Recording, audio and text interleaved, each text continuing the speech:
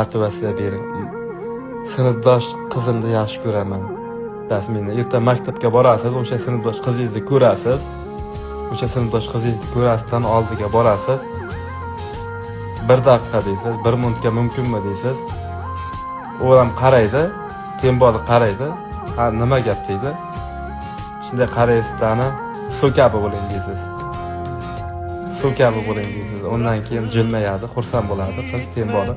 Undan keyin aytasiz, men deysiz, sizni yaxshi ko'raman deysiz.